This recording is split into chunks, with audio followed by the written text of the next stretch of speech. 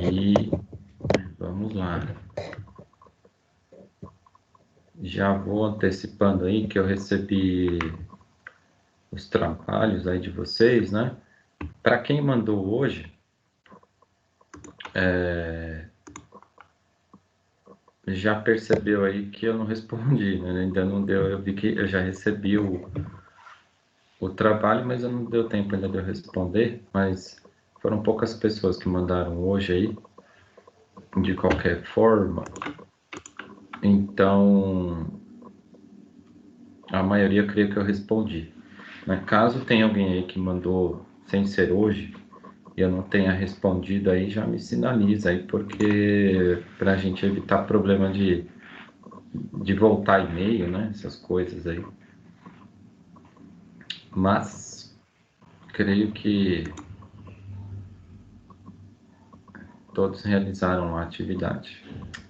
E aí, durante essa semana, devo colocar já a pontuação desse trabalho também aí para vocês, após o prazo aí, né? Fala, Professor, Edmilson. eu te mandei hoje.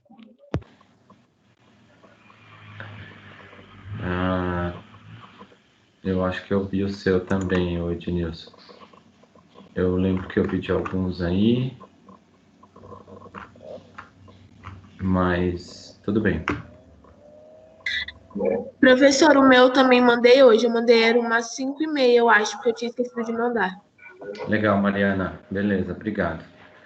Eu vou responder, né, para todos e depois eu vou fazer eu vou planilhar aí depois eu faço o lançamento das notas.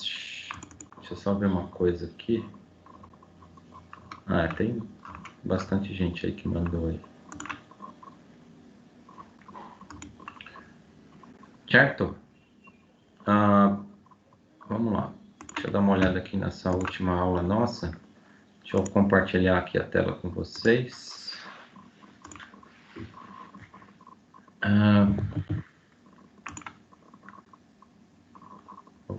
Vamos ver se vai aqui. Cadê? Aqui. Atividade valendo ponto para o dia 12. Essa foi da sessão 4.1. Da última aula era atividade 2 para o dia 21. Ou seja, ainda tem um prazo aí, né? Para quem não fez e quiser mandar o trabalho aí, ainda tem um prazo. Aí aqui estão os links para a aula de hoje. Alô? Oi. Professor, eu mandei a atividade de terça passada pro seu e-mail do AVA. Não te respondi, Gustavo? Não, eu mandei hoje. Você mandou hoje. Aham. Não, Só pra saber tranquilo. se tinha recebido mesmo. Vou te mostrar aqui, ó, quando vem pelo e-mail do AVA aqui, eu recebo uma notificação, aqui, ó, tem bastante trabalho, ó, da Késia, ó, o seu aqui, ó, Gustavo, a Thalia. Sim. Então, tudo de... Vamos considerar hoje, né? O Rafael aqui, ó, mandou ontem meia-noite, Rafael. Então, de qualquer Obrigado, forma... professor. Não, imagina. De qualquer forma, esses aqui eu já respondo amanhã para vocês. E a gente já vai lançando aí as pontuações. Deixa eu ver quem mais mandou aqui pelo e-mail. Gustavo, Tainá, Vanessa. Mas beleza, aí vem uma notificação. Parece-me que ficou até o dia 21, se eu não me engano, né? A segunda atividade. Deixa eu abrir aqui. Esse meu tá aí também? Gabriel Silveira. Esse daqui é do e-mail do AVA, tá?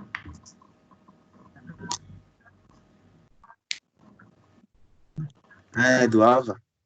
Esse aqui é o que o pessoal manda pelo e-mail do AVA, mas de qualquer forma, se você mandou hoje, aí eu vou te responder só amanhã. Aí, ou se der tempo hoje ainda, mas eu acho que vai ficar meio corrido aí.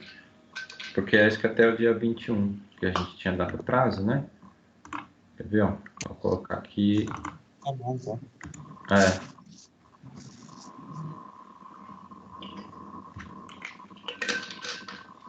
Vamos ver se ele abre aqui. que era, na verdade, a proposta aí, né, do trabalho era essa daqui, né? Ó. Não, era até hoje, dia 19. Dia 21 é o pessoal da noite. Então era até... Ainda tem hoje até meia-noite, né? Para mandar. Que aí a gente pediu aqui, né? O DE com base nessa resolução textual aqui, né? Colocando na primeira e segunda forma, né? Que na verdade ele fez aqui, ó, da primeira para a segunda. E a atividade ficou aí, beleza. Só para confirmar, então, aí para quem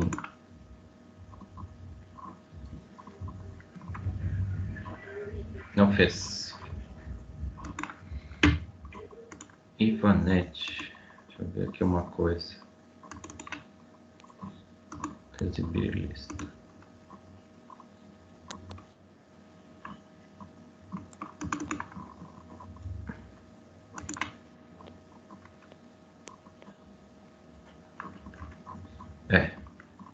Tem um pessoal que ainda não mandou, né? Precisa aí só ver direitinho aí. Como eu estou dizendo, ainda tem o pessoal para dar uma olhada. Eu não baixei todos, né? Mas, de qualquer forma, vamos olhar de novo aqui no e-mail, rapidinho. Aí, ó.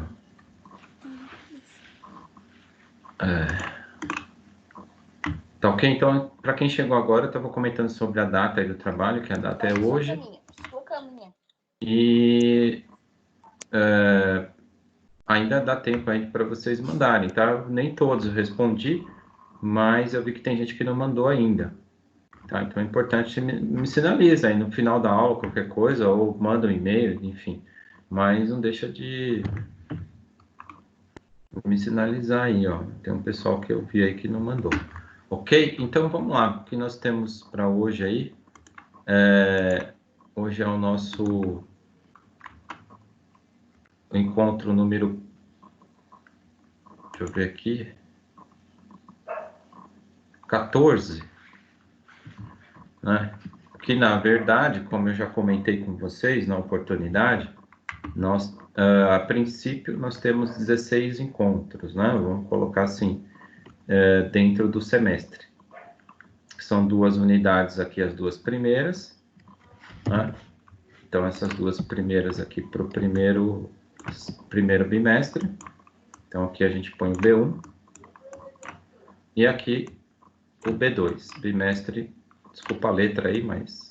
E aqui o B2, certo?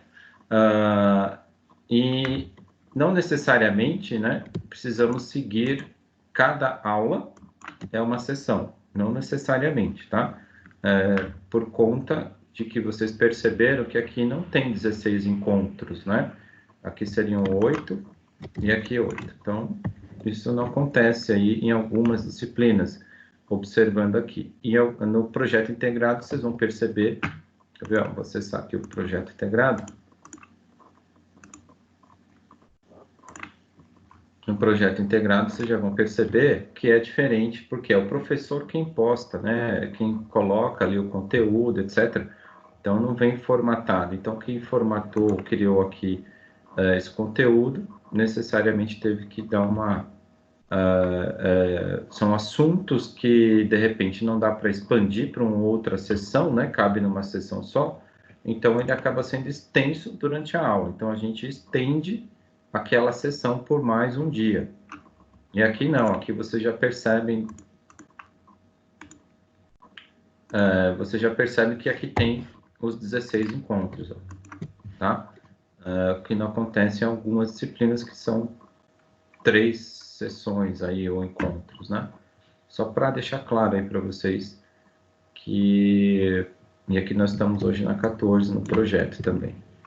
Deixar claro para vocês aí algumas coisas aí. Deixa só... depois a Beatriz mandou também.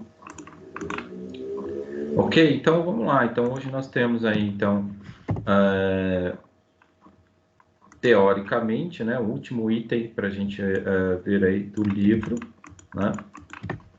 E nas próximas aulas a gente começa a ver uma questão um pouco mais prática, né? Voltando um pouquinho para a prática, e fazendo um resuminho aí, um breve resumo, né, para a prova,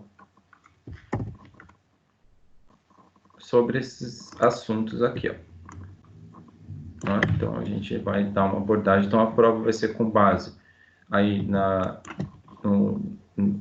introdução que ele deu aqui sobre o DER, enfim, ferramenta case, talvez eu coloque alguma coisa, a gente vai ver aqui. Agora, a normalização, ela é importante também, a gente vai retomar. E a UML, né? O UML, vamos ver a abordagem que a gente vai tratar dentro da possibilidade também até como uma questão prática, né? Como eu falei para vocês aí, a ideia seria a gente partir um pouquinho para a prática para o UML. E hoje, então, nós vamos aí para a sessão 4.3, terceira e quarta forma normal. Nós vimos a primeira e a segunda forma, né, que aí a gente observou aqui, ó, essa atividade que foi proposta aí, ok? Essa última questão é grande aqui, hein? Aqui é uma regra, né? Mas a gente não vai entrar um pouco aqui nesse mérito. Bom, e dando sequência, né? Observando que não deixa de ser uma sequência aí, do tema anterior. Nessa sessão aqui, a ideia é trazer a normalização das tabelas, né, para uma questão, entre aspas, mais correta, né, já finalizando aí essa situação. Bom, ele traz aqui, ó, novamente, a questão que eu acho bacana, esse exemplo aqui, ele persiste nas sessões, né, e vai avançando, sobre o banco de dados para o time de futebol. Não sei se vocês lembram lá que tinha esse formulário, essa ficha, né, de controle aqui do time, né, que gostaria, do clube, né, que gostaria de fazer os registros aí no sistema, né, e para isso foi fornecido somente aí a ficha de controle que eles têm aí disponível. Então, com base nisso, a gente iria fazer... Nesse primeiro momento? Oi?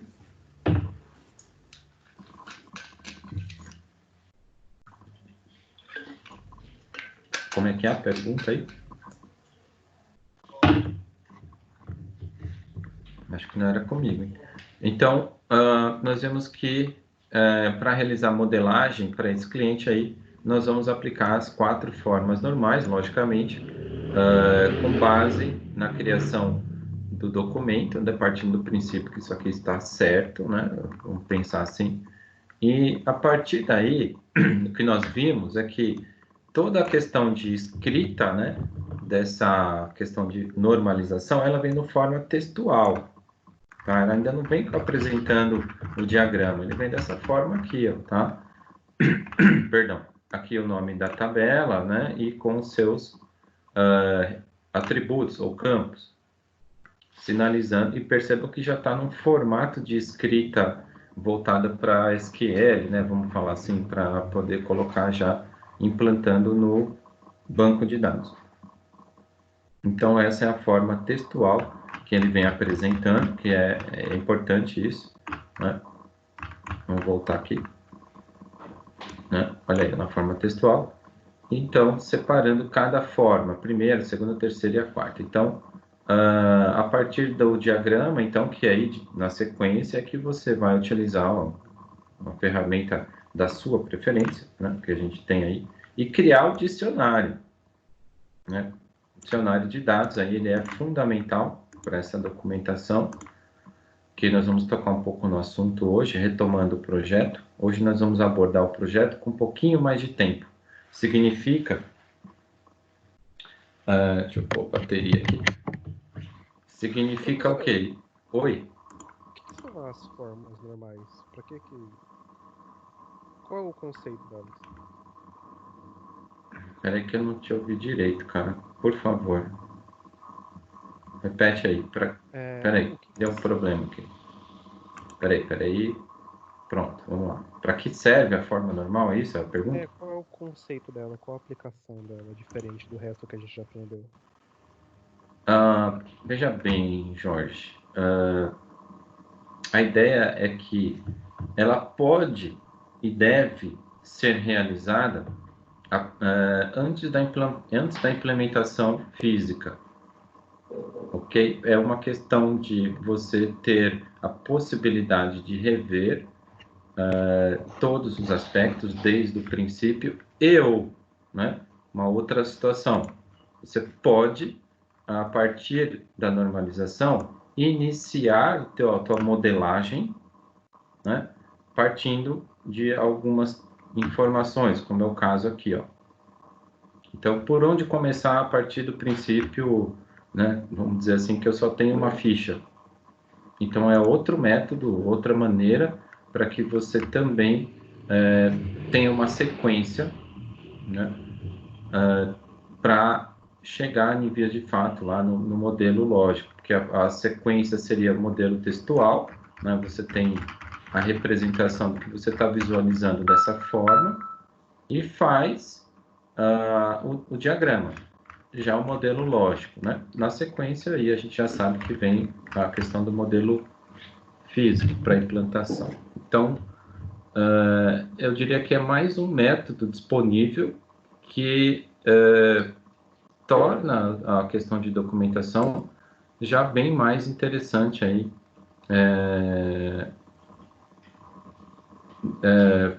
para você fazer eu não vou falar um checklist, tá? Mas para que você possa pensar da seguinte maneira, tá, mas existe alguma outra maneira, né, que eu possa fazer uma conferência, né? Porque se a gente lembrar que na aula anterior, no começo da aula anterior, é justamente a tua pergunta, né? Para que serve a normalização? Então, ela começa a abordar que traz, né, um conceito quando você já elaborou por outros métodos, que é o top-down, o bottom-up, que seja o método que você já fez a modelagem, mas ainda não chegou na implantação. Então, o que, que você faz? Rever as tabelas que você tem, né, e faz aplicando a normalização, que nada mais é a observação de redundância e também para evitar redundância, né, e inconsistência, né, que não os exemplos que nós demos aí na aula passada, um exemplo da tabela cidade. Então, falar, mas isso daí eu já sei no primeiro momento, eu já separei quando eu fiz lá do outro método, eu já sei. Ok, de qualquer forma, vale lembrar que o dicionário de dados, né, só para complementar o que nós estamos falando aqui, ó, na sequência da normalização é criar os relacionamentos, né, e criar o dicionário. Então, imagina que você vai fazer todo o processo sem utilizar a normalização, né, e já vai partindo para o dicionário, mas que no dicionário você percebe, pô, eu dupliquei um campo, enfim, tem uma problemática. Você vai ter que refazer essa documentação. Então, ele é mais para uma conferência, como eu disse, também como uma própria uma questão aí de conferência, né, de revisão, né, mas ao mesmo tempo também é um método, tá, para que você possa iniciar, como esse exemplo que a gente vai ver agora aqui, ó, a partir de uma ficha, né, você pode chegar, de fato, já fazendo a própria conferência, observando esses pontos. Então, é mais uma técnica. Se vocês lembrarem, né, não sei se vocês vão recordar, nos primeiros dias de aula, eu coloco aqui no livro, né, já coloco a abertura aqui do livro, coloco todos os pontos que a gente vai ver na disciplina. E aí a gente percebe que aí a normalização fica para o final, né? Então, o que eu sinalizei é o seguinte, eu trocaria, né? Eu colocaria ela em outra questão, mas como ela serve tanto para uma revisão quanto para uma iniciação, né? Um método, eu vou falar assim, então ela ficou para o final aqui, mas de qualquer forma, por isso que às vezes cria um pouquinho de dificuldade de visão, né? Para que serve a normalização? Pô, mas mas de fato ela é importante e é necessária, né? Então, não sei se eu respondi bem a tua pergunta. De qualquer forma, aqui para a gente poder realizar aqui esse exemplo, a gente vai aplicar aí as 4 formas, né? Para garantir que as tabelas olha só, para garantir que as tabelas criadas a partir do documento estejam corretas. Então, a partir das etapas que a gente já fez, né? A1 e A2, a gente vai listar aí as tabelas de forma textual, separar cada forma normal e listar as tabelas criadas. E aí, na sequência, cria-se o diagrama. Então, como eu falei, pode ser também uma maneira diferente para que vocês adotem aí, né? Então, olha só. De novo, né? Ele colocou aqui, ó. A normalização é um processo para diminuir a redundância no banco de dados. Então, a ideia é identificar e reduzir de forma gradual as anomalias que podem aparecer em uma tabela ou nos relacionamentos. De forma geral, precisamos retirar um ou mais campos de uma tabela e criar novas tabelas. Ah, mas por quê? Porque a gente vai fazendo lá o modelo conceitual e depois o lógico, né? Então, é necessário ter essa questão de revisão. E você faz como? Faz pela normalização. Né? Então, ainda o autor traz aqui que esse procedimento de normalização proporciona a quem for modelar um banco as seguintes ações. Uma estrutura formal para análise dos relacionamentos entre as tabelas, com base nas chaves primárias e estrangeiras, né? Para observar as dependências funcionais, que a gente já falou um pouco sobre isso. Um conjunto de testes de forma normal para ser realizado em cada esquema de relação, de forma que o modelo do banco de dados seja normalizado no grau desejado. Porque a gente viu que existem ainda tipos, né, de campos que podem ser aceitos, dependendo do caso. Para que, aplicando as formas até o limite onde for mais conveniente. Não são 4 só, né? Tem mais. Mas as 4 são as 4 formas normais que a gente vai ver aqui, são as principais. Esse método envolve a aplicação de um conjunto de regras chamadas formas normais. Então, ao avaliar um banco de dados, ele trata aí, né, essas regras da primeira forma normal até a última que você for usar. Olha só, na medida em que, a gente entender de um modo geral, o analista, o programador ou o projetista de banco ganha experiência na modelagem, erros comuns, né, que são encontrados na primeira forma e na segunda são evitados, antes mesmo de serem criados. É aquilo que você me pergunta, eu falo, não, mas eu já vou fazendo aqui o modelo conceitual, né, já observando essas redundâncias. Maravilha. Então, fica muito a critério vamos supor que você está trabalhando para uma empresa. Vai muito critério, às vezes, da empresa. Às vezes, a empresa exige que, no final, antes da implantação, faça uma revisão, né, uma espécie de um checklist. Caso não tenha necessidade, ok, você fez a revisão, observando essa questão de redundância, né?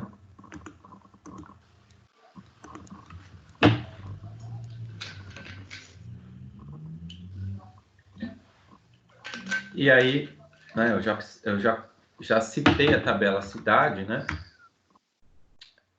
Que foi vista aí na sessão anterior, que na modelagem aí a gente acaba retirando. Ok. Outra pergunta interessante. Qual a vantagem de aplicar a normalização, né? A primeira é a redução de trabalho de manutenção, como eu falei. Né? Então, pô, aí você chega no ponto que você vai ver lá e tem algum erro, né? Enfim. Então, usando o exemplo do campo cidade, imagine se uma cidade trocar de nome. Então, como que você vai atualizar esse banco de dados? Lógico, não é uma coisa simples de acontecer, né? Mas seria necessário localizar o campo em todas as tabelas e fazer a manutenção em troca de nome. Isso é fácil para fazer pela query, tá? Usando o SQL você faz rapidinho. De qualquer forma, daria trabalho. Bom, se o banco de dados for normalizado, a cidade, né, estará numa tabela. Basta alterar o nome dessa tabela e todas as outras que estiverem relacionadas automaticamente ficarão atualizadas. Então, olha como seria muito mais fácil do que você entrar no SQL e fazer a troca. Então, é só trocar o nome alterar o nome nessa tabela, né, alterar o nome da cidade, e tudo que tiver relacionado à cidade, automaticamente ele já atrela ao cliente, ao funcionário, ao fornecedor. Então, se é um exemplo, ó, vamos supor, né, trocou o nome da cidade de São Paulo. Imagina que você tem lá funcionário cadastrado, ele está linkado com a tabela cidade, São Paulo. Então, se está relacionado e você criou a tabela cidade, alterou para São Paulo 2. Né? E aí você vai lá e altera o nome na tabela cidade, tira o nome São Paulo e acrescenta o nome que vai ser alterado, São Paulo 2. Todas essas outras tabelas automaticamente são atualizadas. Se você não fez essa separação de tabela e o nome da cidade está dentro da tabela funcionário, tem um campo chamado cidade, alguém digitou, vai dar trabalho. Dá para fazer, tá? Mas são diferenças que fazem, são detalhes, né? Vamos falar assim, que fazem essa diferença, né? Então, é uma resposta dele aqui. Ok? Então, uma tabela está na primeira forma quando todos os campos contêm apenas um valor correspondente, singular, e não existe grupo de atributos repetidos. Isso quer dizer que não haverá repetições ou campos que tenham mais que um valor. Então, percebam que é uma regra que você vai muito mais clara, né, do que você ir por um formulário ou por um enunciado, por um levantamento de requisitos, somente por isso. Mais uma vez respondendo também a sua pergunta aí. Então, o primeiro passo é identificar a chave primária da tabela. Então, se a gente voltar no exemplo aqui, ó, tá, isso aqui tem um nome, né, é uma ficha. Ok. Então, para a ficha, eu vou colocar, ou para o jogo, né, que seja, eu vou atrelar na primeira forma normal todos os campos que tem aqui e localizar uma chave primária para essa tabela. Vou fazer uma listona, uma tabela só, sem repetir os campos. E vou identificar uma chave primária, que vai ser, pelo que a gente já viu aqui, ó, o número do jogo. Então, vai ser código do jogo, sei lá, código da ficha, ou número do jogo, pode ser. Beleza, então esse é o primeiro passo que ele dá aqui na primeira forma normal, né? Identificar a chave primária dessa tabela. Aí, depois você vai reconhecer os campos repetidos, né? Eu falei para não colocar, mas acho que nem precisa, né? Você já pode retirar. E depois você cria uma nova tabela para receber os campos que estão repetindo na tabela, né? Então, se você viu que tem nome do jogador e tem nome do adversário, por exemplo, então você tem dois campos nome aqui, mas você já identificou ali de cara. Por isso que eu estou falando, às vezes está escrito aqui, só toma um pouco de cuidado, porque está assim, você não vai escrever duas vezes nome, tem que ser de alguma coisa o nome do estádio. Então você vai, por isso que às vezes fica um pouco assim, fala, mas não estou entendendo. É uma questão de você extrair os campos desse formulário aqui, né? Mas já de uma maneira normalizada, né? Você já vai pensando adiante, ó, como ele está sugerindo aqui, ó. Então, o que você faz? O primeiro é identificar a chave primária e depois reconhecer campo repetitivo, que é nome do jogador, nome do estádio, nome do adversário. Opa, está repetindo. Então, o que você vai fazer? Criar uma nova tabela para receber os campos que estão repetindo no jogador. Então, você vai criar uma tabela jogador, chave primária e jogar esse campo para lá. Adversário. Tabela adversário, código do adversário e nome do adversário. Aí você já vai fazendo o processo de normalização na primeira forma normal. Tá? Aí, uma tabela está na segunda forma normal, lógico, se ela atender os requisitos da primeira. Então, aí você já fez todo esse processo na primeira forma, vamos para a segunda forma, que é, se os campos que estão na tabela que não sejam chaves, depende da chave primária e não parte dela, causando irregularidades. Então, aí você começa a identificar, né, que ficou na tabela ficha alguns campos que ainda precisou ser criado outras tabelas. Então, para isso, você vai ter que identificar, né, se esses campos podem pertencer por meio dessa chave primária, né, criando aí o relacionamento correto. Bom, aqui ele vai dar um exemplo, acho que fica mais fácil. É a tabela cliente, ou melhor, né, clientes, está na primeira e precisa que a segunda seja aplicada.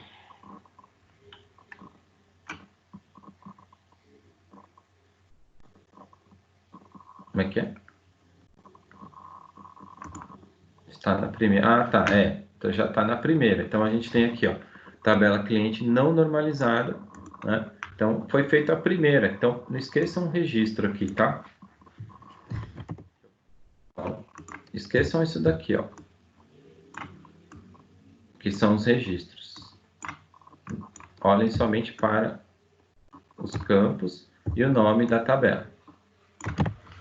Então nós temos aqui o código ou ID, tanto faz, o nome, o endereço, o valor da nota fiscal e o valor... Opa, desculpa, número da nota e o valor da nota. Então, a gente vai ter que observar aqui, ó. Pô, eu criei uma tabela com ID, tal, porque é o que ficou no exemplo, né? Então, quando a tabela foi normalizada, a gente identificou que nota fiscal pode ser uma nova tabela, né? Porque o número da nota fiscal aqui, o valor, né, pode ser uma nova tabela, ó, com número e valor.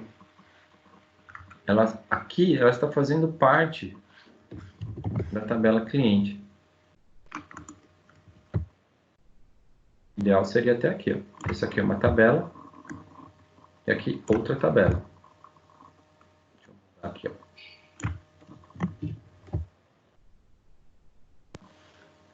Mas por que não faz logo, né?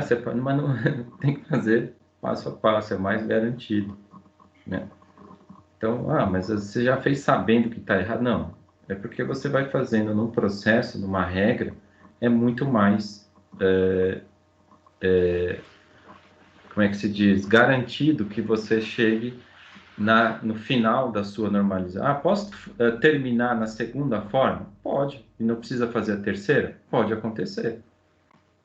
Ok? Não é obrigatório, né? Como eu disse, só que você não pode antecipar as regras. Já vou fazer tudo na primeira forma. Não, não é assim que funciona, né? A gente está vendo aqui. A primeira forma já está aqui, ó. Essa aqui é a primeira forma. A gente vai para a segunda forma, que é retirar possíveis tabelas que não pertencem à tabela em questão. No caso aqui é a tabela cliente.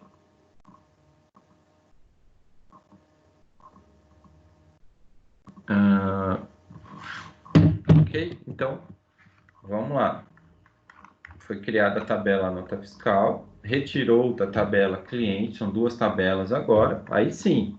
Então, o que vai ficar na tabela clientes? A chave estrangeira, né, da tabela nota fiscal, porque tem que estar relacionado. Esse cliente comprou,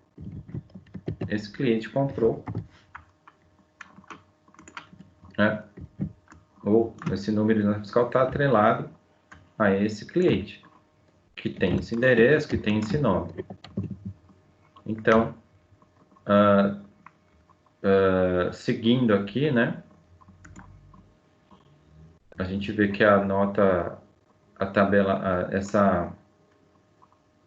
aqui seria 1 para N, né? Então, é um cliente, ao contrário, uma nota fiscal, né? Não, um cliente, aqui é N para N, é isso? Vamos ver aqui, ó. Ó, aqui, ó. Uma nota fiscal só pode pertencer a um único cliente. E um cliente poderá possuir várias notas pra um? fiscais. Não é. É um para N, ó. Mas eu queria saber qual que é o N, ó. Tá aqui, ó. Ó. A nota fiscal só pode pertencer a um único cliente. Ok. E um cliente pode possuir várias notas fiscais. Tá? Então, por isso, né, a chave estrangeira vem para cá, ó.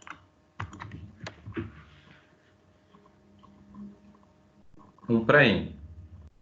Um cliente pode ter aí, ao contrário, várias notas fiscais podem pertencer a um cliente. Então, é um para N. Então, toda vez que eu tiro uma tabela, que nem a gente fez aqui, ó. Ah, vou tirar. Então, essa daqui é uma... A gente já identificou que aqui é uma tabela e aqui é outra. Tá, então eu vou retirar essa tabela daqui porque ela não pertence à tabela cliente. Então, o relacionamento aqui vai ser 1 para N. Tá? Então, é 1 para N. Toda vez que eu retiro, aqui eu te retirei, vai ser 1. E aonde foi retirado é o N.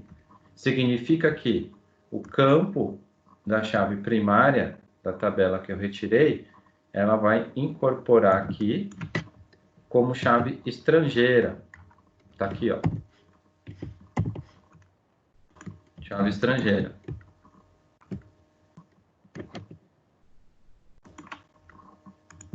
Deixa eu só ver aqui, acho que é um...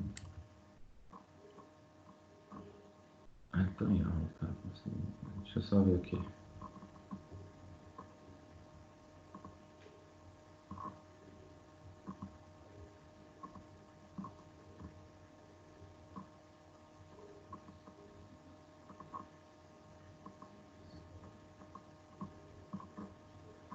Difícil. Bom, e aí nós temos a tabela cliente normalizada, ou seja, todos os dados ou todos os atributos de clientes estão na tabela adequada, ok? E os campos... Opa, peraí que eu tenho um riscão aqui. Tabela cliente, ó. Todos os campos da tabela cliente estão ok. E o campo das tabelas relacionadas ao cliente só vem a chave estrangeira quando é N, né? Quando o cliente ou a tabela aqui é N. Aí significa que a tabela realmente está normalizada. Agora, você consegue fazer esse processo de outra forma? Bom, aí fica, né, a critério aí de como que você vai desenvolver, tá? Então, vamos seguindo aqui. Então, outra regra, né? Para a tabela estar... Agora sim, a gente entra... Isso aqui foi uma espécie de uma revisãozinha, mas de certa forma é importante essa sequência, porque para estar na terceira forma, ela tem que estar na segunda, lógico, é óbvio. Por isso que eu falei, mas não dá para fazer tudo de uma vez? Não, faz dentro da regra, né? Dentro do que é determinado. Ou seja, significa que todos os campos forem dependentes. Isso quer dizer que não poderá haver dependências funcionais, que é o que estava acontecendo aqui, ó. Né? Tá misturado, isso aqui é um código, ó. É uma chave primária de outra tabela, ela está dependendo da chave primária e não faz parte. Então, é uma dependência funcional, né? Então, não pode acontecer isso. Isso que ele está traduzindo, né? É isso. Cadê?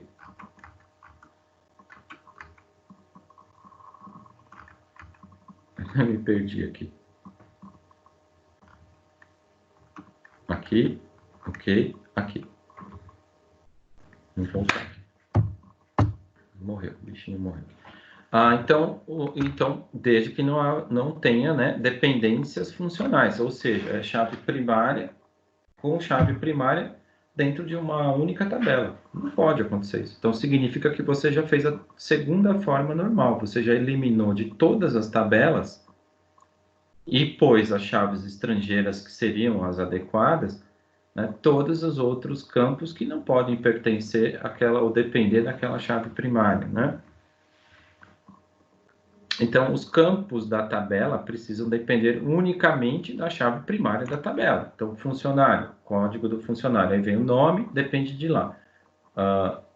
O telefone, o endereço, é tudo relacionado àquela tabela. Não pode ter um campo lá que não seja, né, dependente dessa chave. Então, para aplicar a terceira forma, então tem que se reconhecer os campos que são funcionalmente dependentes das outras colunas não chaves. A gente vai ver o exemplo. Eliminar as colunas dependentes. Uma coisa é a chave primária, outra coisa são o restante, né, dos campos. Então, aqui vem um autor, né? Para deixar uma tabela na terceira forma normal, é necessário eliminar todas as dependências transitivas, ou seja, eliminar todos os campos dependentes de outras tabelas. Então, olha aqui um exemplo da tabela funcionários, né? Que um dos campos é descrição. Mas descrição do quê, né? É a descrição do cargo do funcionário que ele ocupa. Nesse caso, a gente vai aplicar a terceira forma, ou seja, olha o exemplo aqui, ó. Nós temos uma tabela chamada funcionários. Aí tem o código, o nome do funcionário, o ID do cargo e a descrição. Aqui é outro exemplo. Ele devia seguir o exemplo anterior, né? Acho que ficaria mais lógico, né? Pegar um caos, né? E fazer o tratamento, mas enfim. Então, a gente percebe quem depende de quem de chave estrangeira, falando aqui, né? Então, descrição depende do ID. Porque a descrição do cargo. Então, esse cara, a descrição, ele está aqui dependendo desse cara e aqui também, ó. Né? Se a gente pensar que aqui é uma tabela só.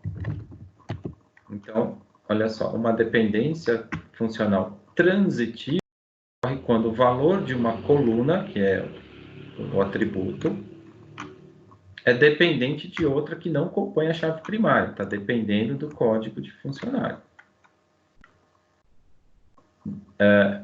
Dependendo indiretamente de outra chave primária. Então, a gente percebe isso. Então, o campo descrição depende do cargo, né? Do código do cargo, que é outra tabela. E, nesse caso, há uma dependência funcional transitiva. Esse é o nome, né?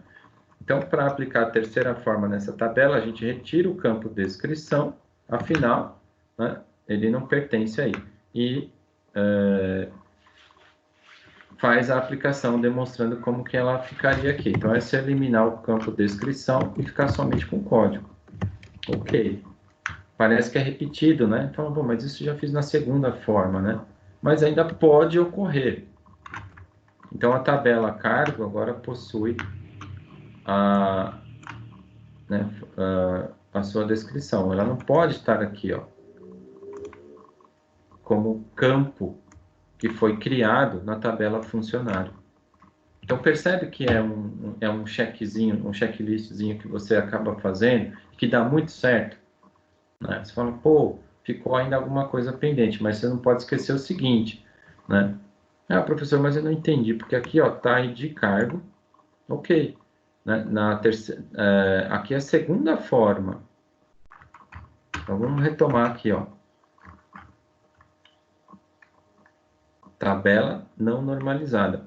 Aqui não tinha, né, você fala assim, não faz sentido eu criar uma tabela, pôr só o código e deixar o valor da nota e nota aqui.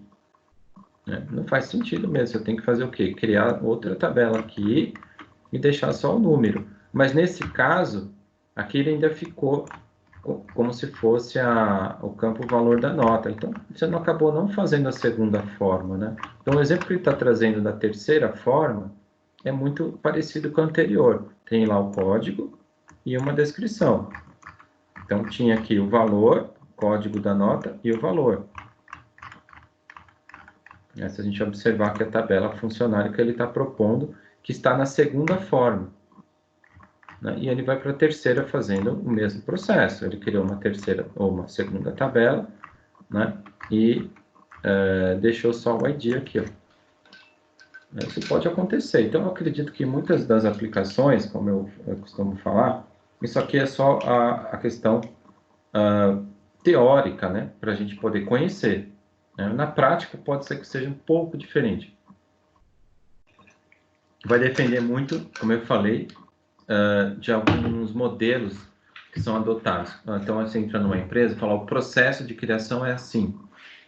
Então, o que eu estou querendo dizer? Que você precisa conhecer e precisa entender que existem a normalização, né? E que ela vem com algumas regras, tá? Então, isso é fundamental, né? Inclusive, faz parte, né, do conhecimento da nossa disciplina aí, que ela é fundamental. Bom, o que ele fez aqui? Então, fica 1 para N, né? Então, como é que fica o relacionamento aqui, né? Então, vamos pensar aqui, ó. Não vai mostrar ali, eu acho que não. Então, se essa tabela chama funcionário, eu estou retirando, né? Fazendo a normalização. Vou fazer o diagrama. Quando eu tenho duas tabelas, então aqui vai ser N. Opa, e aqui vai ser 1. Tá? Porque eu retirei essa tabela da que chamava funcionário e o relacionamento vai ficar 1 para N. Então, facilita até na cardinalidade, né? É um processo também que ajuda aí. Mas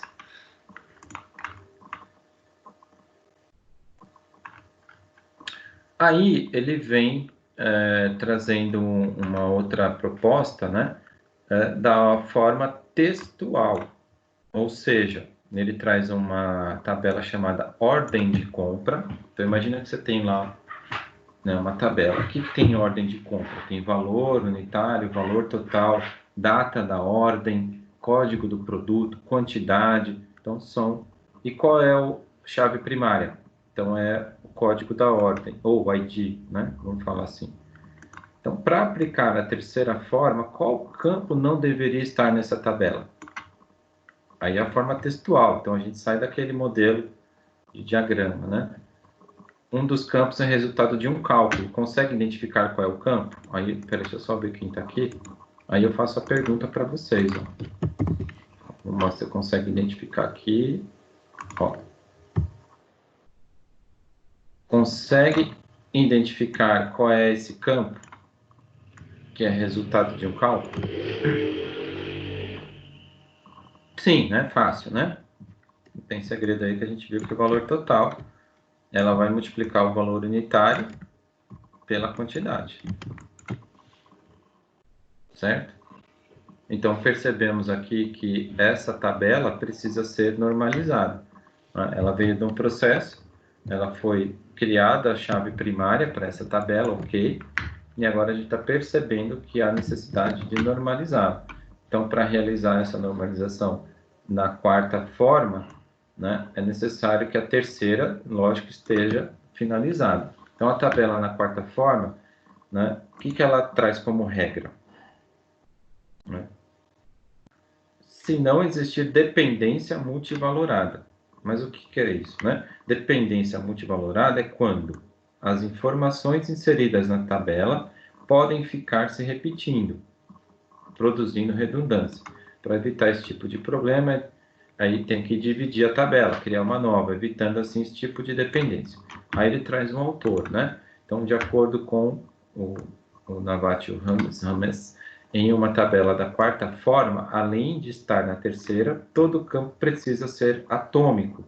Não pode ser dividido em campos. A gente já viu lá atrás. Qual é o procedimento? Identificar os campos multivalorados, se tiver, criar uma tabela para cada grupo, criar uma chave primária para essa nova tabela e inserir a chave estrangeira para criar os relacionamentos. Então, vamos pegar um exemplo aqui, ó. Vai ficar mais fácil.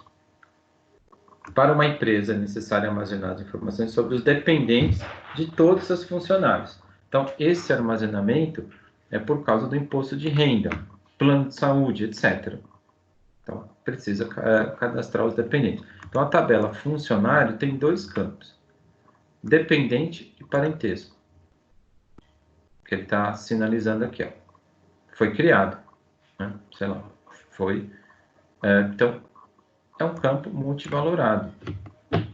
Né? Significa aí que está trazendo redundância aí, né?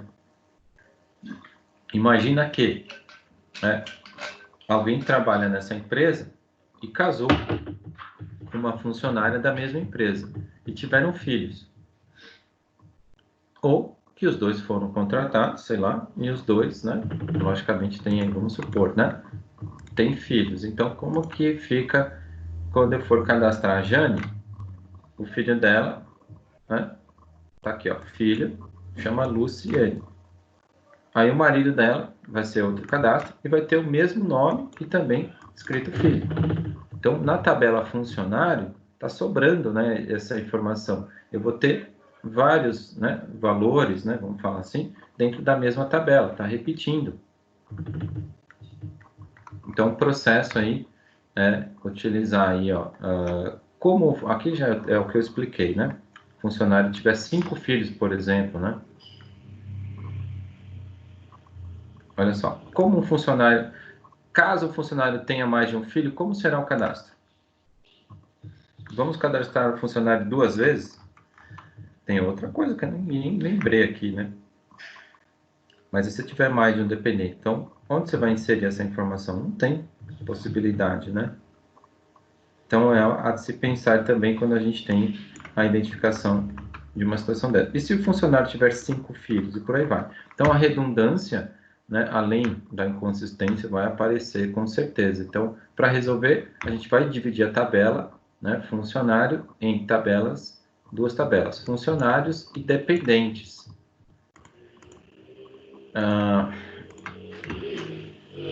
Então, veja aí a normalização, né, que ficou a tabela cargo. Ah, tá aqui, desculpa. A tabela funcionário, né? E a tabela representa aí a dependente, né? Que foi criada para evitar o campo multivalorado na tabela funcionário. Então, eu tenho uma outra tabela que vai ter o código do dependente, o nome e o grau parentesco. Então, cada vez que a pessoa tiver um novo filho, né? Vamos falar assim, né? Cadastrou um, ok. Aí o segundo vai ter um outro código, né? Aí pode-se pôr o nome e o grau parentesco. Pode ser também o cadastro, que aí no caso é uma esposa só, né? Não dá para cadastrar mais de uma aqui. Mas o filho não, o filho dá para colocar aqui. E depois tem outra, né? Ele pode ter filho e esposa. Então isso propicia que fique numa tabela só e não lá anteriormente, observando aqui, ó, nessa tabela. E não tem como resolver aqui, né? Tem que ser uma outra tabela. Então, olha só. Seria possível que uma empresa, o mesmo dependente, pudesse ser dependente de mais de um funcionário? Olha a outra pergunta.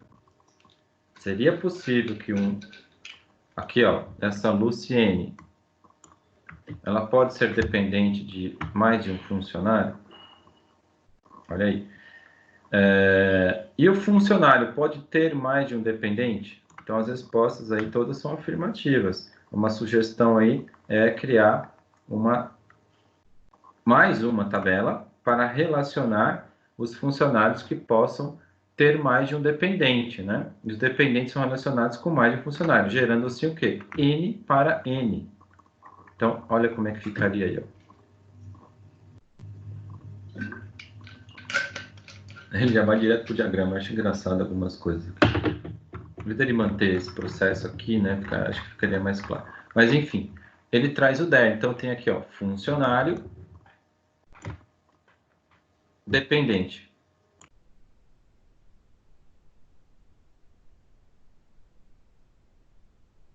N, ó, deixa eu pôr aqui o N, né? Tá aqui, ó. O que ele fez? Isso aqui é N para N. Automaticamente foi criada essa terceira tabela aqui, ó. para que seja possível, né, um dependente pertencer a mais de um funcionário e um funcionário poder ter mais de um dependente. Então, ele cria essa terceira tabela só para associar, a gente chama de tabela associativa, né? Fazer essa associação. Então, obrigatoriamente cria-se, porque é impossível ter um relacionamento entre duas tabelas, né, sem ter uma terceira, quando é N para N, né, que é o caso aqui, ó. Bom, ainda assim, a quarta forma não é a última instância. Como eu falei, tem vários aí, né? O refinamento pode continuar evoluindo, juntamente com o banco de dados. Alguns autores afirmam que um banco de dados normalizado até a terceira forma já está no nível aceitável. Tá? Então, por isso que é necessário seguir o padrão, né? Mas aceitável até o terceiro. Você fala assim, tá, mas como é que eu vou... Você segue a regra, então, olha como isso traz uma garantia na qualidade do teu trabalho, vamos falar assim, né? Do que você executou. Interessante. Então, com a grande demanda de informação na nossa era, é importante pensar nos perigos, né, que excesso de redundância possa ocasionar no banco. Ok, a gente já viu isso lá atrás. Então, guardar essas informações requer espaço em equipamentos e gera custos, se você não normalizar. Dois exemplos aplicando a normalização, ele traz aqui, acho que não está disponível, deixa eu dar uma olhada aqui, eu já tentei acessar. Vamos dar uma fuçada aqui.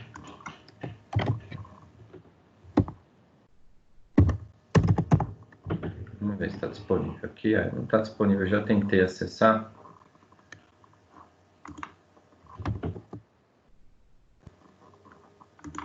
Vou tirar aqui o card, deixa eu ver. Também não. É uma pena, né? Mas esse seria um outro exemplo aí. Bom. Então, isso da normalização requer que a gente entenda que são níveis de refinamento da sua modelagem, tá? Então, isso traz na prática, né, uma questão profissional que é adotada, como eu volto a falar, na maioria dos casos, né? Então, difícil uma empresa, não, assim, acontece sim, e é um profissional de uma precisão, de um detalhamento que muitas empresas necessitam, tá? Então, tem um mercado bem interessante aí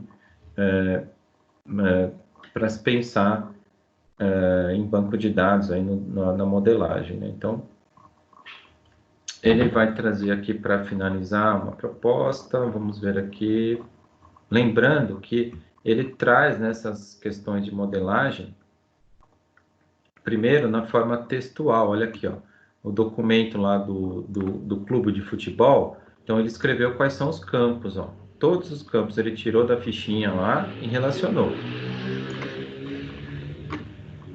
Então, ele inseriu, perdão, chave primária na tabela jogo, adversário e estádio. Na segunda forma, ele criou a tabela cidade e estado e inseriu chave estrangeira na tabela ficha, porque ele tirou daquela tabela ficha que eu falei para vocês. Na terceira forma, ele elimina todos os campos dependentes. Por exemplo, percebeu que tem lá nome e jogadores, então ele criou a tabela jogadores. Nome do campeonato, técnico, evento, então você fez a distribuição de acordo com cada necessidade de chave primária com o seu campo. E na quarta forma, ele só faz aqui a verificação se tem multivalorados ou não atômicos, né? Então, a tabela evento ocorrido aparece nessa etapa, pois os eventos de um jogo se repetem muitas vezes em um único jogo ou em outros jogos. Então, como é que ficou o DER, né? Dessa ficha que inicialmente era uma ficha de controle, né? Então, olha que legal. Então, o evento se repete, né? Isso que ele está dizendo. Então, a tabela principal que a gente começou a criar lá, jogo, né? Mas, na verdade, aqui tudo aqui é a ficha, né? Mas tem aqui, ó, tabela jogo. Aqui é N para N, ó. Jogo e jogador. Mas aí tem um jogador pode jogar em mais de um jogo, e um jogo pode ter mais de um jogador. O estado referente ao jogo, como eu falei, ó, foi separado a cidade e o estado. O estádio, né, que tem o jogo. O nome do campeonato. O nome do técnico desse jogo. O nome do adversário. Agora, o evento, ele teve que criar aqui, ó. Aqui é N para N, ó. N para N. Né? Então, por que você tem o número do... como é que era lá? Em qual minuto, né? Teve uma expulsão, que fez o gol. Então, tem vários eventos que podem ocorrer no jogo. Então, aqui foi a última forma, a quarta normalização, que foi percebida a necessidade de criar, porque era um multivalorado. Então, é um evento que poderia ocorrer mais de uma vez. Pode falar. As tabelas não tem que ser no plural? Isso eu já falei também, não sei se vocês perceberam em algum momento ali nos exemplos, tá? Não é que tem. Vamos pensar, tem acento aqui, ó, não é? Então, ó, tem acento aqui. Então, tá errado, tá? De certa forma, não pode se fazer um DER, né? Isso é a minha opinião e a opinião de muitos profissionais. Então, se eu não falar isso e vocês forem sentar para fazer um teste ou uma entrevista, aí a pessoa senta ali e faz um DER dessa ficha aqui e você escrever com acento é uma coisa, você escrever sem acento significa outra coisa. Né? Então, eu já observaria, já teria uma observação, falar, pô, mas ele não sabe que daqui a gente gera o SQL e já cria o banco? Então, por que ele pôs acento? Porque na hora que você for elaborar o modelo físico, vai dar erro. O banco de dados não aceita. Então, a minha sugestão é isso. Toda vez que você elaborar um DER, que é um modelo lógico, tira o acento e põe tudo no plural. Tá? Eu já tinha sinalizado lá atrás, talvez é bom repetir. Bem lembrado, obrigado por você ter lembrado, tá? Ok? Professor, Então, pode falar. a gente pode usar maiúscula? No nome da tabela? Não, é na tabela, nas linhas das tabelas, por assim dizer. Bom, essa pergunta é muito bacana, porque... No seu exercício, você colocou em maiúsculo algumas coisas. Mas é bem interessante a sua pergunta, tá? De novo, ó, vamos entender que aqui é um modelo lógico, ok? Ou seja, eu vou gerar a partir, né, desse diagrama um banco de dados. Banco de dados chamado ficha de... Não é esse nome, mas é a ficha de controle, é o banco de dados, ok? Uma vez que ele está criado, aí vamos supor que você foi lá e implantou. E está do jeito que está aqui, ó. Vamos desconsiderar os acentos, tá? Mas está com J maiúsculo. Aqui também está maiúsculo, maiúsculo, maiúsculo, maiúsculo. Vou implantado assim, do jeito que vocês estão vendo. Qual é a dificuldade, né? Qual seria o problema em gravar no banco do jeito que está aqui? Imagina agora uma outra situação, né, da pessoa que, né, já cadastrou ali alguns jogos, enfim, já tem um banco de dados. Aí é lógico que o clube, né, vai falar, agora eu preciso tirar os relatórios, agora eu preciso das informações, eu quero saber, né, qual foi o jogador que mais fez gol no período... Cadê data aqui? Tem uma data aqui... Cidade, estádio, técnico, adversário, jogo. Tinha data aqui, eu acho que... Enfim, que seja, quero saber... Em eventos. Então, tá... Evento ocorrido.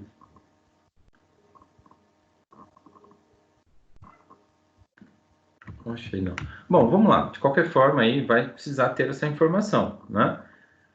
Aí, a pessoa que é responsável por gerar esse relatório, ou que você precisa manipular o banco de dados, imagina você escrevendo, agora eu vou lá para a prática, ó. Aí você vem aqui, você está lá na query, lá do banco de dados, sistema gerenciador, já está funcionando e tudo. Aí você vai escrever lá, né? Select, ó, table, ficha, jogo. Aí você vai escrever assim, putz, meu, como é que está escrito o campo? Tem que ser igual, se não tiver igual, aí você vai pôr assim, ó, CD, evento, jogo. Olha a dificuldade. Agora, não é mais fácil eu saber que, né, no padrão profissional, você vem aqui, ó, e coloca da seguinte forma. Já estou fazendo aqui, ó, CD, evento, jogo. Pô, eu sei que não tem maiúsculo aqui, eu já vou escrevendo. Eu não preciso ir lá e conferir. Pô, não deu certo, porque o J está em maiúsculo. Pô, por quê? Porque o E está em maiúsculo. Ah, mas não é o padrão? Não. O padrão é ao contrário, tá? É minúsculo, para facilitar justamente você ter que usar mais uma tecla na hora de você elaborar ou ter alguma ação dentro desse banco de dados, tá? Então, eu queria que vocês percebessem essa dificuldade, né? Pode parecer mínima, mas só que você não escreve uma linha só, né? Às vezes não escreve, você vai, né, escrever um pouco mais, usar vários campos de várias tabelas. Então, a dificuldade todos aqui, ó, você vê aqui ele pôs CD, código do evento, e aqui ele pôs ID. Pô, aí já está saindo de um padrão.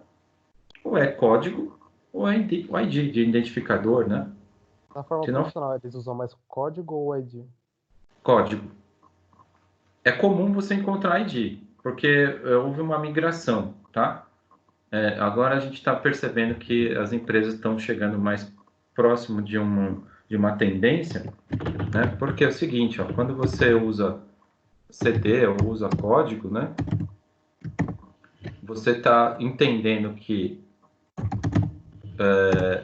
o cliente tem um código, o ID, né, ele tem uma identificação, o significado é o mesmo, tá? Agora, por que código, né? Que está parecendo mais comum agora, ultimamente. Porque eu posso ter CPF. Aqui ele põe a primeira maiúscula por conta do Word, tá? Não sei o que estou colocando, só para explicar aqui. Então, o CPF do cliente era comum, né? Ainda é, né? Mas é muito comum. Mas aquela dica lá que eu falei para vocês, ó, as empresas estão percebendo que em algum momento, se, né, ocorrer uma alteração no CPF e ele deixar de ser numérico, você vai ter algumas dificuldades para ajustar a sua tabela cliente. Então, queria ser o quê? Um código para o cliente. Não pensou assim, vamos dar um ID. O ID é comum mais fora do Brasil, vamos falar assim, né? Porque ou então CD, né? Você pode usar também, em vez de código, CD, desde que você saiba que aqui é CD, mas geralmente é código ou ID que você vai encontrar, tá? Mas o mais comum atualmente é código, porque então vamos substituir tudo que é CNPJ, não é mais campo-chave, agora é código do fornecedor, código do produto. A gente não fala ID do produto, não é? Então o ID ele já era um conceito, né, quando muitas vezes havia necessidade, né, e veio de fora, né, veio dos Estados Unidos, enfim. Então, até da Europa, né, da Inglaterra. Mas, de alguma forma, essa questão, ela, para nós aqui, né, eu sempre sinalizo para vocês, ó, você vai ter uma entrevista, um teste prático, põe código. Código do cliente, código do fornecedor, código de tudo, todos os campos chaves, ou chave primária, né, desculpa, chave primária, você vai usar o código como campo identificando. Pode usar o ID? Pode, economiza um dígito, inclusive, porque você não tem como pôr identifica, né? Mas ID também, você economiza um pouco mais, né? Você tem que pensar na agilidade, tá? E, de qualquer forma, o comum para nós aqui no Brasil é código, tá? Não sei se eu conseguir ser um pouco claro aí, mas a diferença é um pouco nessa linha de raciocínio, porque do jeito que está aqui, ó, é mais, acho que para a gente poder, no visual aqui, né, didaticamente falando, na questão acadêmica, assim, mas eu mesmo sendo assim, eu não colocaria, tá? Eu como autor, tá? Eu não colocaria dessa forma, porque é o padrão que a gente começa falando lá atrás, né? Lá no primeiro dia de aula a gente já começa a falar, ó, tem padrões, tem regras. Hoje a gente vai escrever com acento, mas depois não. E aí aparece aqui, ó, um modelo lógico, né? Que vai migrar provavelmente já para instalar no computador, no banco de dados, dessa forma, vai dar erro. Ele não reconhece acento. Agora, a questão do maiúsculo e minúsculo é uma questão de escrita, tá? Então, aqui eu entendo que é mais visual, assim, tá, vamos fazer de uma maneira mais didática, né, visual, tal, mas cabe, é lógico, quem está explicando, que também que vocês perceberam, reforçar isso, ó, pessoal, aqui tá assim, mas a gente sabe que não é assim, né, isso aqui é mais para vocês saberem que, enfim, de qualquer forma, acho que a intenção é essa. O underline também seria uma forma mais para visualização, né? Ao contrário, né, você vê que aqui, ó, não tem underline.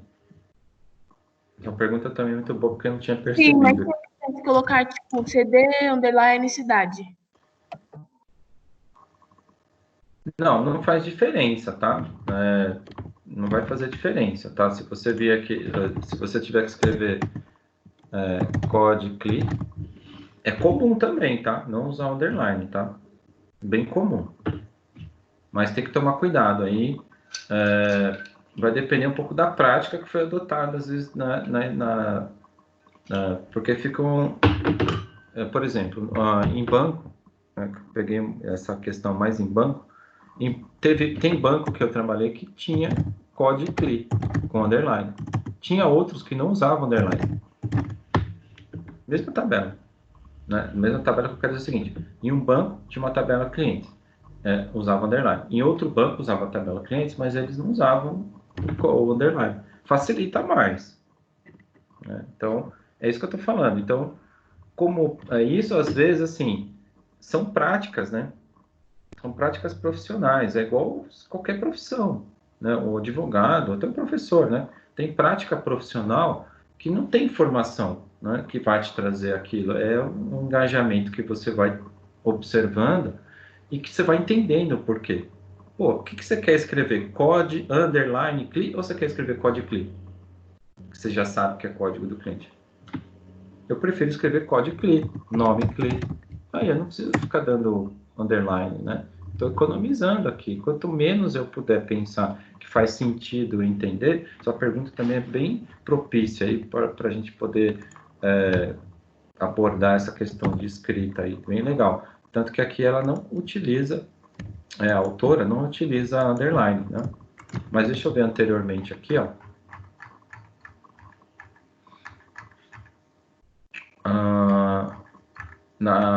Eu quero ver no textual aqui rapidinho. Não, no textual também não.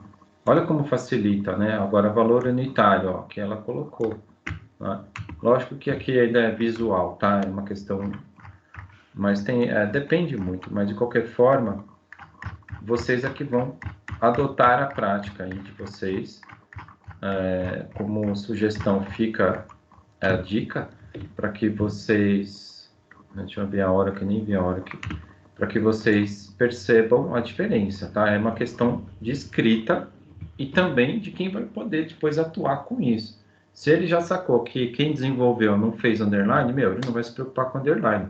Todo select, ou input, ou update, tudo que ele for colocar ali, ele já sabe que todos os seus atributos ou os campos que foram criados para esse banco ou para essas tabelas não tem underline. Caso contrário, todos vão ter que ter. Fica estranho você, né? Sei lá, você tem lá uma tabela de clientes, ó, clientes, pessoa jurídica, PJ. Aí você tem lá a tabela, né? Você tem a tabela. Deixa eu apagar aqui.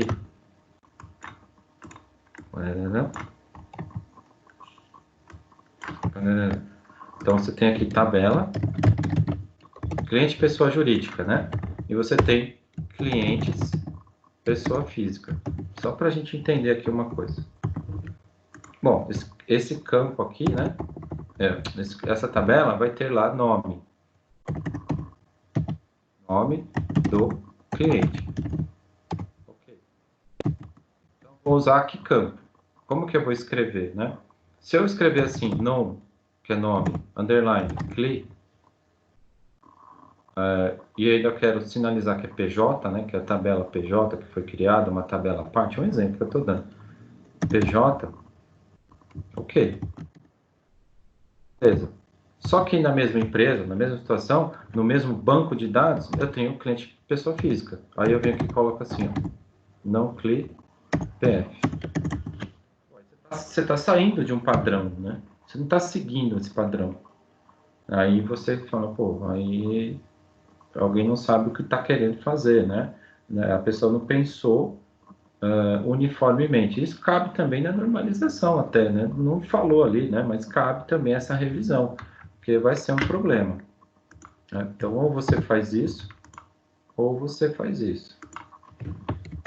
Por que o underline? Aí eu tinha falado em aula para vocês, para a gente entender que quando a gente tem uma separação, acho que está até no livro, tá? Se eu não me engano, essa questão do underline aí.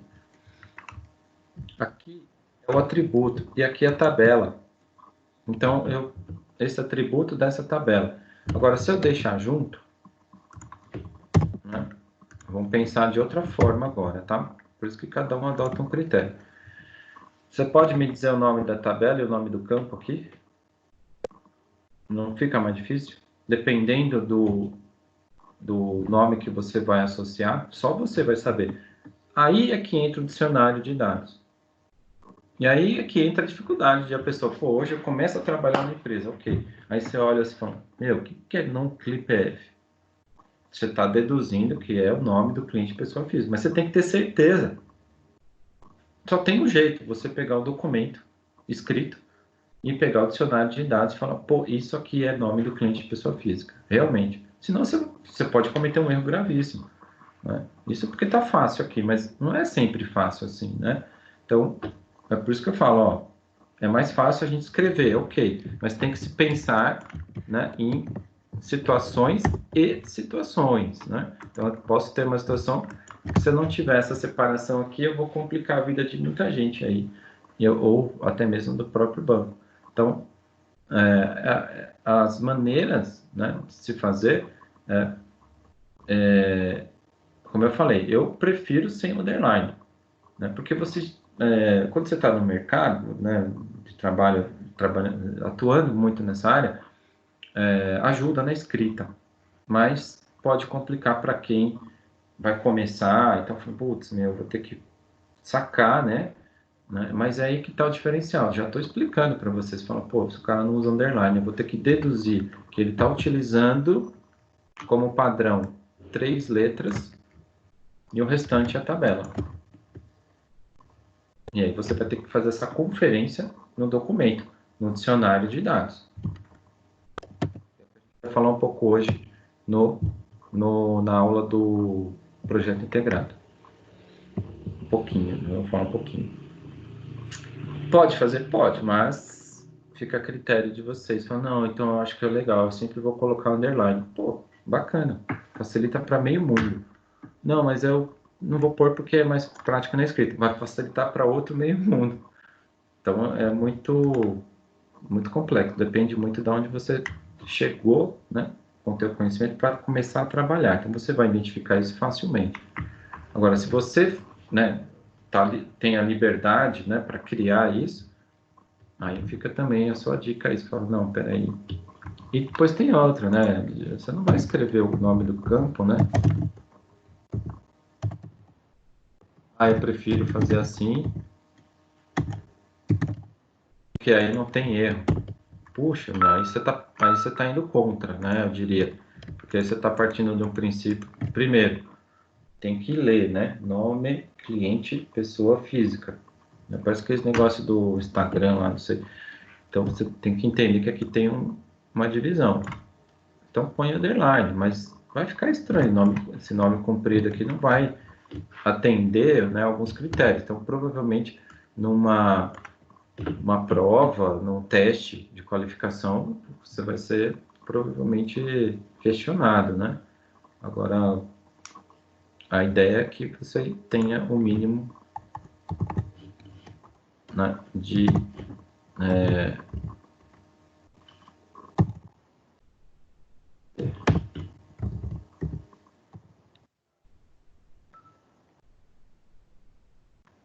sei, um exemplo assim, pode ser assim, por exemplo, né? Então, deixa eu só...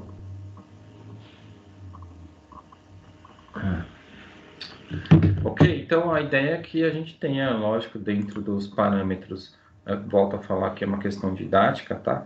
Mas você fala, mas lá no livro tá assim, né? Então eu acho que tá certo. Tá? Não é que tá certo, a gente tem um bom senso aqui. Eu acho que didaticamente a intenção é essa, mas na prática a gente precisa saber que é outra situação, né? Uma prova, até de novo, né? Aí a gente precisa saber o que a gente está fazendo. Então, como é que você vai adotar o teu critério, né?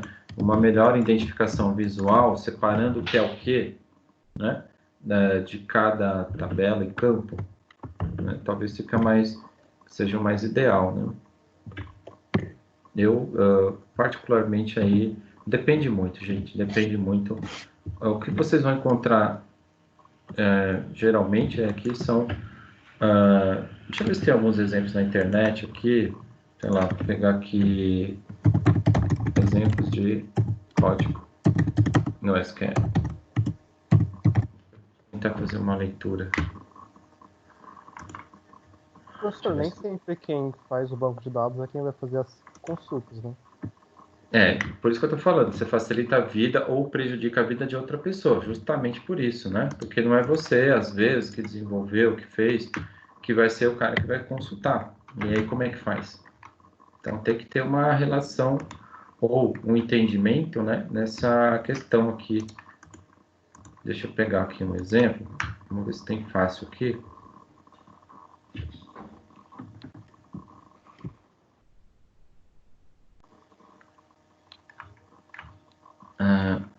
Eu quero ir pro...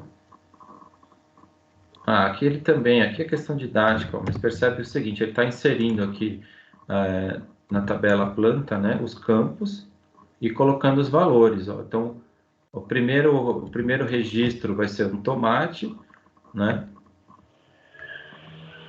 com peso, água, luz diária, mas o nome dos campos, né, ó, não estão com underline, tem ID como maiúsculo quando no final, né? Então, é outro exemplo aí. Enfim, deixa eu ver outro aqui. Aqui o cara usou ponto, né? Aqui ele está selecionando, desculpa. Mas eu quero pegar um que tenha nome que tenha campo. Deixa eu ver um outro aqui.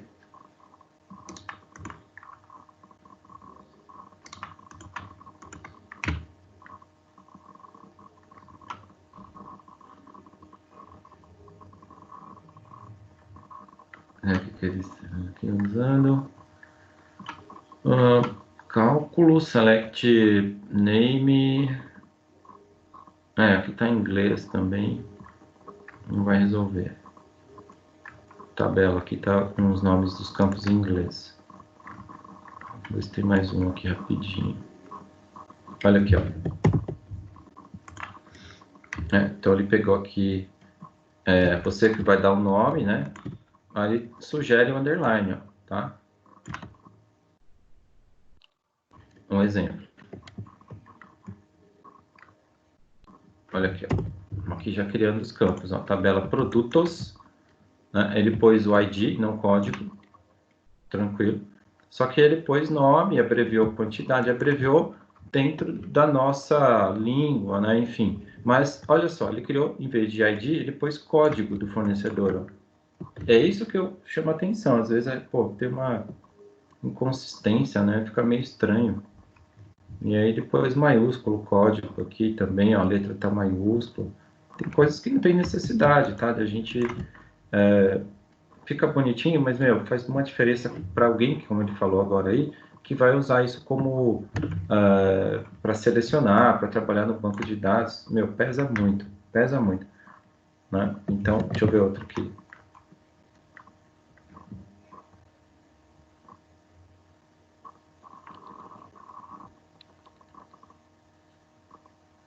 Caramba, cadê os campos aqui? Ele não pôs.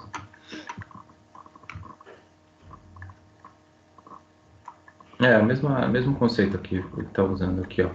Nome do fornecedor, nome do produto. A tabela produto tem o nome, e aqui também tem o nome, mas ele pôs underline. Então, código do fornecedor.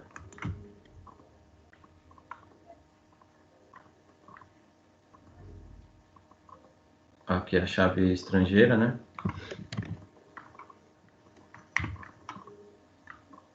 Vou pegar só mais um. Nessa introdução aqui tem. Normalmente é só uma pessoa que desenvolve o banco de dados? Não. Mas assim não fica pior para elas se entenderem de como cada um, qual vai ser o padrão? Não, Jorge, porque como eu estou te dizendo, geralmente você sabe o que você vai seguir de regra, tá? Você já é orientado, falou, ó, a regra é assim e tal.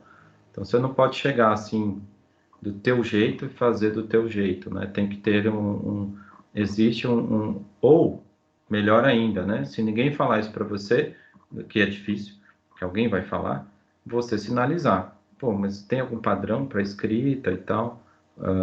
Enfim, né? Que a gente, eu acho que eu passei aqui, eu preciso dar uma olhada, eu preciso achar isso daqui, ó, no livro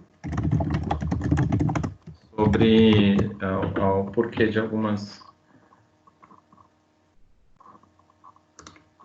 sintaxes, né? Vamos falar assim, que é adotada aí do próprio SQL, né? Mas deixa eu ver se tem alguma outra coisa voltada como o que eu quero dizer para a questão de explicar, né? Vamos falar assim. Então, às vezes tem aqui.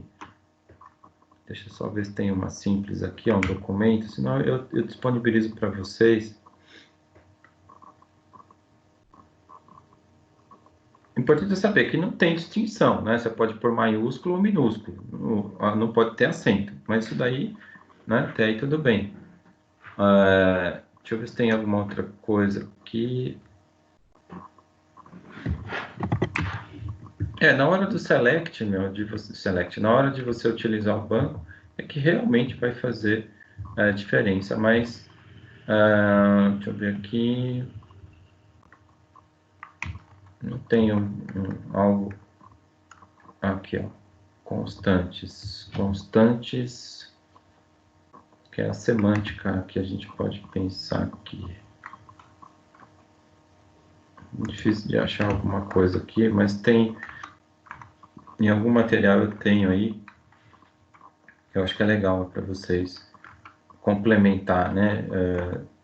Essa questão da escrita, se você colocar aqui escrita em SQL no Google, né? Ele vai trazer algumas questões mais otimizadas, mas aí é outro assunto, ele não traz. Deixa eu ver se tem de uma outra forma aqui. A padronização da escrita SQL, né? Que utilizando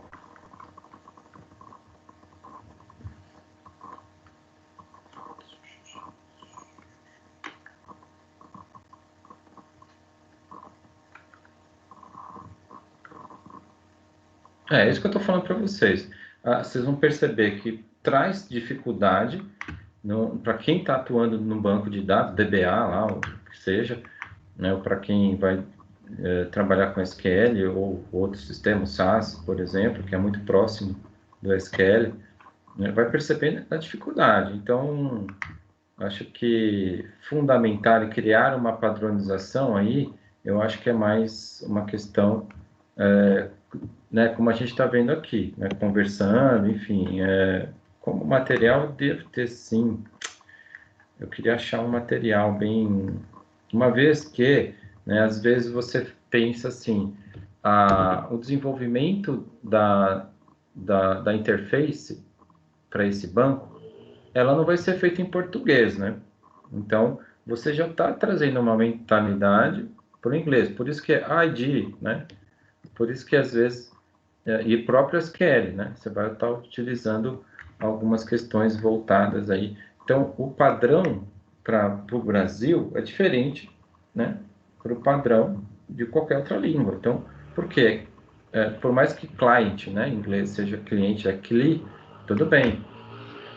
Mas você tem outras questões que não cabem, né? Muda, as iniciais mudam, é a mesma, né? O mesmo nome. Então, fazer um cadastro de mesas, que eu vendo mesa.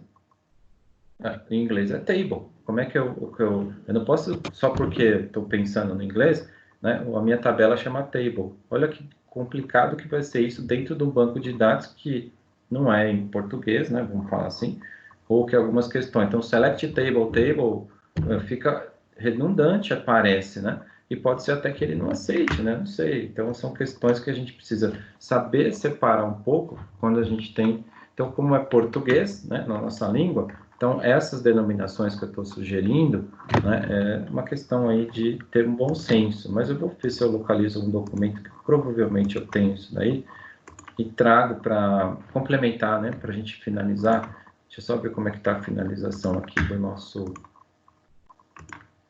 conteúdo, né?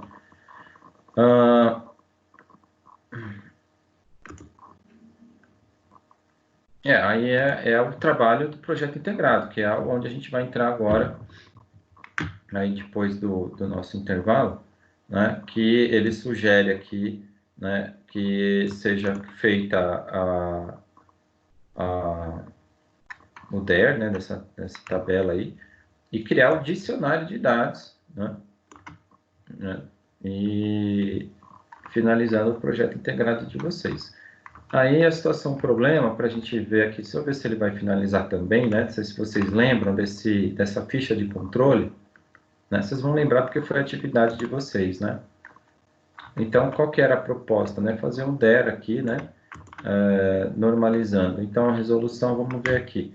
Ele trouxe aqui a primeira forma. Então, ele fez na escrita, né? Então, ele identificou que tem lá ficha, cliente e produto.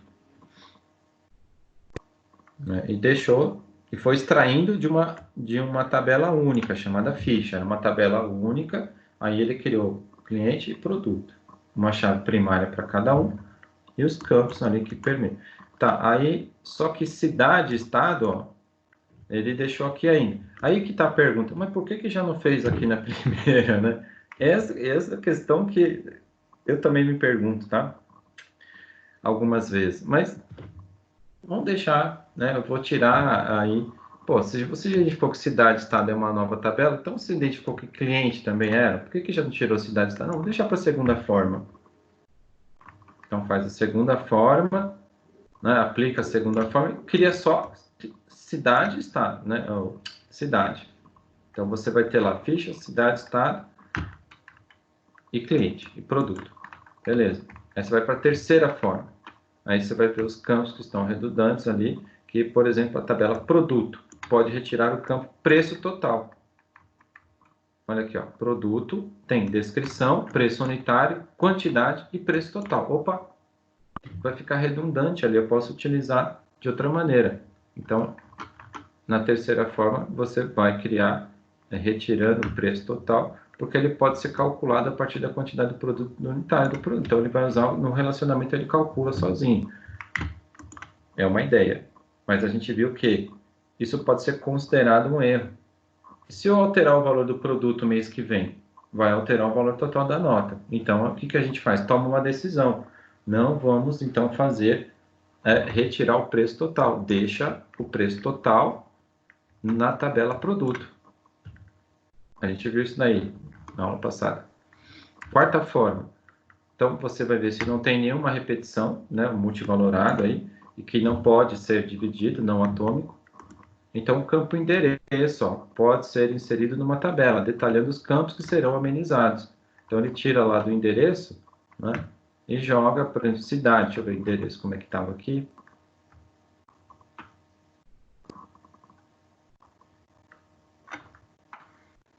Aqui, ó, né? Tava escrito endereço, né? Tira daqui e vai fazer parte de uma tabela que tem o endereço completo aí. E aí você tem a resolução daquela ficha, né, inicial lá, que estava perseguindo a gente lá, né, no bom sentido. Então você tem a ficha com o número e a data. O item do produto, quantidade, valor unitário, campo, a descrição do produto, a cidade, o estado, o endereço com rua, número e complemento e o cliente com nome, RG. Esses são os campos. E aí as chaves estrangeiras, né, que vão fazer. Então, item do produto, né, é uma terceira tabela, porque aqui é N para N, aqui foi feito N para N, ele gerou essa terceira tabela. Por isso você não achou lá atrás, né? Pô, mas apareceu? Não, ela queria sozinho, porque você fez a ficha, né, o produto, né, criou o item do produto. Tá? Você tirou lá, lembra, o valor unitário e tudo mais. Só que é N para N, né? O relacionamento. E é isso. E aí ele finaliza, então, essa proposta aí, essa resolução, né? Então, é um exemplo. Olha aí, vou dar a dica, hein? Vou dar a dica.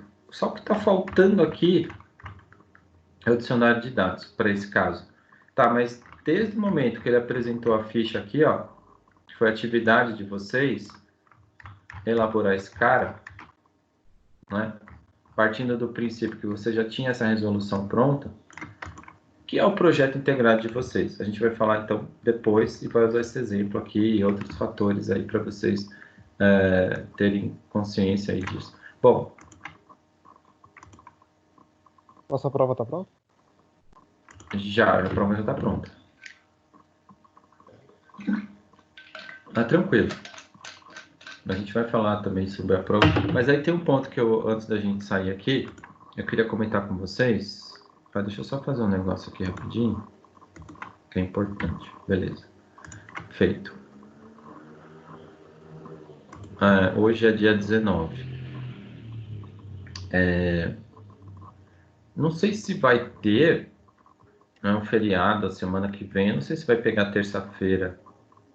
Acho que não, né? Seria... Não pega terça-feira. Estava ocorrendo uma situação de que 6 dias, né? Não sei. E aí acho que pegaria a segunda, tá?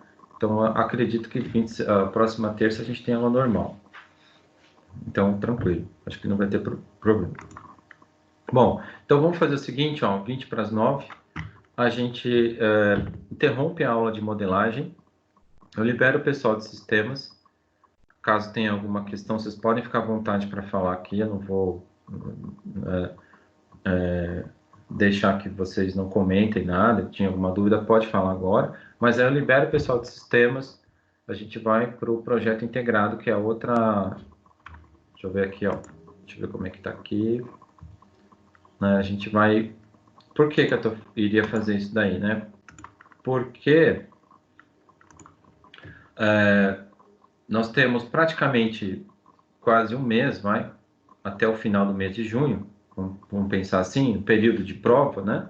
Pensando no período da prova, não o último dia do mês de junho, mas pensando na semana da prova.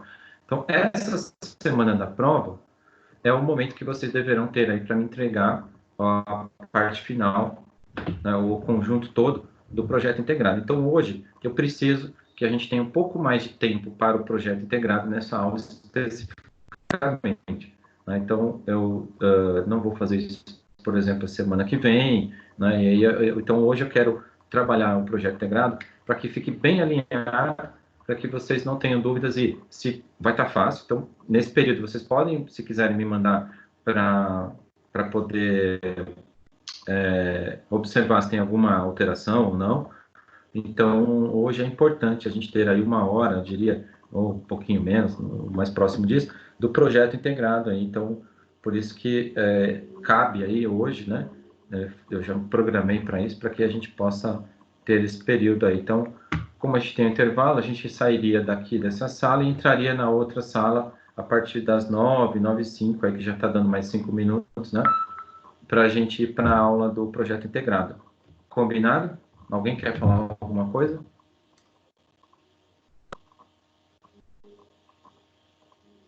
Combinado. Professor, onde vai estar o link do projeto integrado? Você não é da turma de sistemas, não, né? Não, eu sou de gestão. Então, vou mostrar aqui, ó. Você tem acesso ao AVA?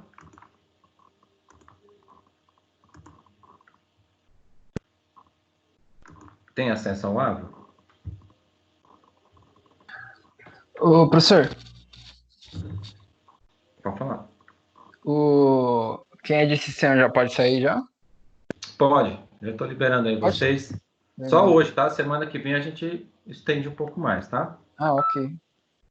Então, boa noite aí, professor. Valeu pela aula. Obrigado pela aula. Valeu que agradeço. Valeu, professor. Boa semana. Boa noite. Falou, professor. Valeu, professor. Valeu, galera. Obrigadão mesmo pela presença de todos aí, viu? Boa noite, bom descanso aí para vocês. Obrigado, você também. Boa noite, professor. Pessoal de sistemas, hein? Olha lá, não vai sair. Então, ó, para quem me perguntou aí onde está o link, eu não sei se eu consigo pôr aqui, mas de qualquer forma eu vou tentar mostrar aqui, ó.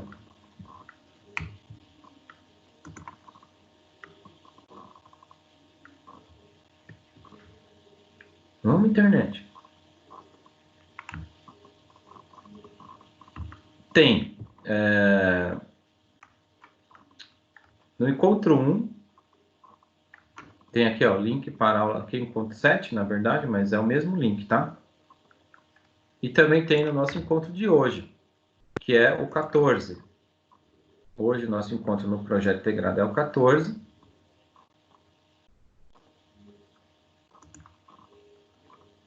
Aqui é para aula gravada, né? Não, perdão. A aula gravada vai estar na pós-aula. E tem aqui no encontro 14, ó, que é o nosso encontro de hoje também. Então, se abrir lá o projeto integrado, vai aparecer o link na pré-aula do encontro 14 para você acessar o meeting aí. Ok? Combinado? Vamos Combinado, professor. Então, ok. Então, 9, 5, mais ou menos, a gente volta lá para o projeto integrado. Até mais, então.